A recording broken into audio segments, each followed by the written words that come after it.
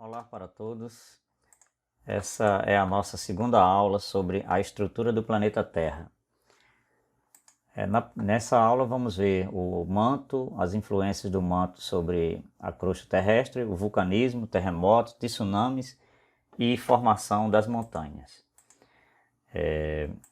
Na primeira aula nós vimos que o planeta Terra, de um modo geral, é visto pelas pessoas como uma esfera compacta com água, plantas, animais. Porém, os cientistas veem o planeta Terra como um conjunto de camadas, de esferas, uma dentro da outra. Nós vimos que mais externamente nós temos a atmosfera, que é a camada de ar que reveste o planeta Terra. Temos a camada sobre a qual nós pisamos, que é a crosta terrestre. Nós estamos envolvidos numa camada de ar, mas estamos pisando na crosta terrestre. Vimos ainda que abaixo da crosta temos o manto, que é uma região formada de rocha derretida. Esse material derretido é chamado de magma. Temos o núcleo, mas o núcleo é dividido em duas partes, o núcleo externo, formado por rochas derretidas também líquido, uma parte líquida, e temos o núcleo interno, formado por rochas solidificadas, é um núcleo sólido por causa da pressão. Vimos que esse núcleo é formado principalmente por metais extremamente pesados, que afundaram para o centro da Terra, chamado principalmente de níquel e ferro. Temos ainda uma camada de água que está sobre a crosta, chamamos de hidrosfera, água, esfera, camada. E temos ainda por fora, por cima, na Terra, temos ainda uma camada chamada de biosfera, onde bios significa vida e esfera significa camada. Onde houver vida no planeta Terra, essa região é chamada de biosfera. Pode ter vida na água, no ar, no solo, no subsolo. Aqui para lembrarmos que a Terra nem sempre teve a aparência atual. Vimos na aula passada que a Terra primitiva ela era uma espécie de esfera formada por rochas derretidas e incandescente. A Terra era muito quente e não havia rochas, nem água, nem vida. Essa Terra era chamada de Terra primitiva e aqui nós temos um pequeno vídeo para ilustrar como era o planeta nesse período, há cerca de 5 bilhões de anos. Certo? Então aqui observamos que temos muitos vulcanismos, meteoros caindo, rochas derretidas, mas já começa a haver um aquecimento. Vamos ouvir um pouquinho do som aqui.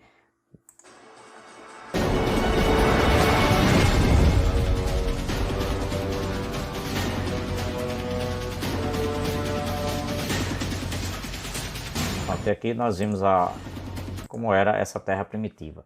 Antes de vermos como é o interior da Terra, como funciona o manto e as consequências do funcionamento do manto para a crosta terrestre, é preciso que entendamos como é que um líquido se comporta quando está em presença de uma fonte de calor. Observemos aqui um recipiente com um líquido e uma fonte de calor. O líquido que estava aqui mais próximo da fonte de calor, ele se aquece, fica menos denso e sobe.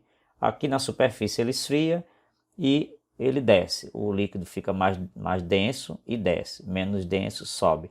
Então forma uma espécie de movimento aqui, que é chamado de movimento de convecção.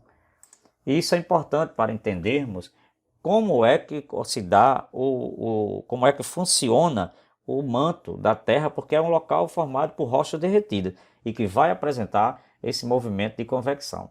Vamos observar esse vídeo.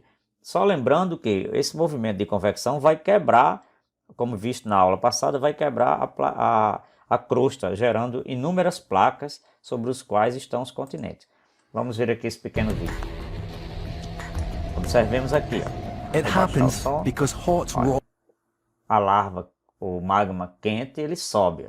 Ele sobe e depois ele desce e provocou aqui uma rachadura na placa. Observemos aqui que uma placa se chocou com a outra, uma placa desceu e a outra ficou em cima, né? Olha aqui a larva, o magma subindo, gerando esse movimento circular e provocando uma rachadura na placa tectônica. Ok? E aqui a formação dos vulcões. Observe que uma placa que ficou sobre a outra, essa placa vai se derreter com o calor. E quando ela se derrete, ela libera gases que sobem. Esses gases vão provocar uma pressão sobre a placa superior. Essa placa se rompe e o magma que está aqui aproveita e sobe e gera os vulcões, certo? Esses vulcões formam montanhas, ilhas.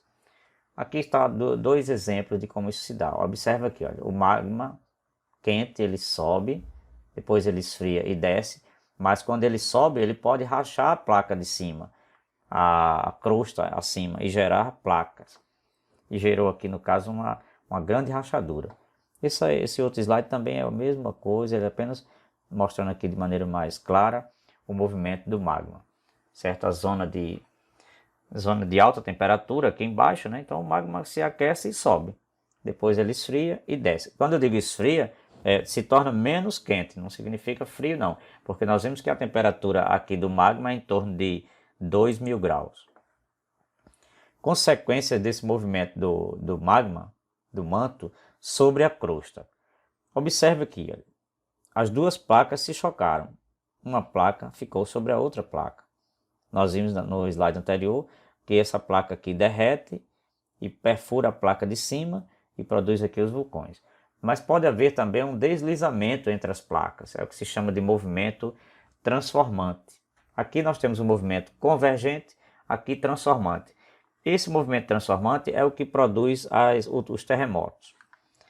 Aqui nós temos um movimento divergente, as placas se separando e a lava vai subindo aqui, olha. Porque algum aluno poderia perguntar, se uma parte da crosta está descendo aqui, derretendo, então a crosta terrestre estaria diminuindo? Não, porque aqui, nesse caso, aqui está formando-se uma nova placa. O magma vai subir e vai preencher esse espaço aqui aberto. Não vai ficar um buraco aí, não vai ficar uma abertura. Então a crosta terrestre não está diminuindo. Aqui nós vemos uma ilustração em que mostra o fundo do Oceano Atlântico. Observe que há uma rachadura aqui no Atlântico, separando a placa da América do Sul da placa da África. Esses continentes, as margens, as bordas dos continentes, se encaixam como se fosse um quebra-cabeça. Isso é uma demonstração, isso é um exemplo de porque a explicação para isso é que o Brasil, a costa da América do Sul, já esteve unida à África. Porém, a placa se rachou e lentamente o magma vai sendo jogado aqui, entre uma placa e outra, e os continentes vão se afastando lentamente, alguns centímetros por ano. Nós não conseguimos perceber. Essa outra ilustração mostra aqui, olha, a América do Sul presa à África, mas aí vai se rachar a placa e o oceano, o mar vai invadir, a água vai invadir esse espaço, formando o Oceano Atlântico. Aqui temos umas rachaduras, né, transversais. Aqui no caso vai gerar aquele movimento de deslizamento entre uma placa e outra, provocando terremotos. Essa ilustração eu coloquei aqui para mostrar o que é epicentro, principalmente o que é epicentro. Porque quando vemos falar em um terremoto na imprensa, o jornalista diz assim, ficou o epicentro do terremoto. O que é o epicentro? É a região da superfície mais próxima do local onde aconteceu o contato entre as placas. As placas se atritaram aqui, no hipocentro, e gerou um movimento, olha, em onda, certo? Esse movimento vai chegar até a superfície. O local mais próximo da superfície desse acontecimento nós vamos chamar de epicentro. Poderá ser sentido o terremoto a grandes distâncias? Sim, porém mais fraco. O equipamento que mede a intensidade desses terremotos é o chamado sismógrafos. Então vamos ver aqui um novo slide, inclusive eu até escrevi aqui sismógrafo com C, quando deveria ter escrito com S. Então observemos aqui, no epicentro, olha, sobe, só que aqui tem um mar. Então o que vai acontecer? Vai gerar uma onda. Essa onda vem se aproximando da costa e quando ela se aproxima ela tende a quebrar. E quando ela quebra, ela gera essa onda gigante aqui chamada de tsunami. Os terremotos são medidos através de uma escala chamada escala Richter, que vai de 1 até 9. Normalmente, quando até 3, de uma intensidade 3 a 5 não é tão grave, porém eu não vou levar isso muito a sério aqui, porque depende do tipo de edificação. Se é uma casa mais simples, ela vai sofrer abalo com 2, 2,5, não precisa nem chegar a 3, ela já vai ter consequências. Se for edificações mais sólidas, elas vão ter um grau de sobrevivência maior. Mas a partir de 5 aqui, por exemplo, já registra os primeiros danos, e em 8 o dano é muito severo, geralmente com milhares de mortes. Aqui eu gostaria de falar sobre a formação das montanhas. Observe que uma placa está deslizando sobre a outra. Nós vimos na primeira aula que a crosta terrestre também é chamada de litosfera.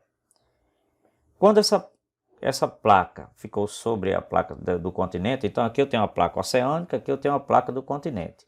Quando uma placa oceânica se choca com a placa continental, a placa oceânica, por ser mais densa, ela vai ficar por baixo. Ela vai sofrer alta temperatura, vai derreter e vai subir aqui gases que vão romper a placa superior, a placa continental. E o magma vai aproveitar essa abertura e vai subir, formando os vulcões. Os vulcões também formam montanhas, mas existe outro tipo de formação de montanha, que é através do dobramento. Então essa placa sofreu um dobramento e gerou essa cadeia de montanha aqui.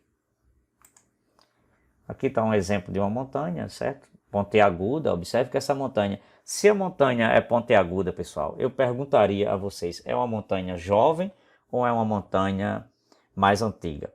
Naturalmente que quando eu falo em jovem, não estou comparando com uma vida de um ser humano.